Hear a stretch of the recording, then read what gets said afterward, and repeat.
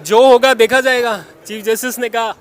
हाँ, तो chief justice कह रहे हैं कि जनाब उन्होंने तो आइन के मुताबिक फैसला करना है ना, और वो फैसला कर चुके हैं। अब तो उसकी इम्प्लीमेंटेशन के लिए उनको जो फैसले करने सियासी पार्टियों को उन्होंने मौका दिया था, हुकूमत को मौका दिया था कि अगर उस जो आइन के मुताबिक फैसले होने हैं उससे बचना चाहते हैं तो कर लें। कोई मुफाहमत से काम नहीं किया उन्होंने। तो आप आज की समाज से आप मुतमईन हैं? सर वजह क्या है, नई इंतखाबात हो रहे 14 मई को। 14 मई को इंतखाबात हो रही हैं, नहीं हो रहे, लेकिन जो लग रहा है कि पीडीएम के अंदर लोग चाहते हैं कि शहबाज शरीफ साहब की कुर्बानी दी जाए, मेरे ख्याल में उस तरफ मामला बढ़े। तो आपको लग रहा है कि शहबाज शरीफ कुर्बानी देंगे? शहबाज शरीफ कुर्बानी देते नजर आ रहे हैं आपको?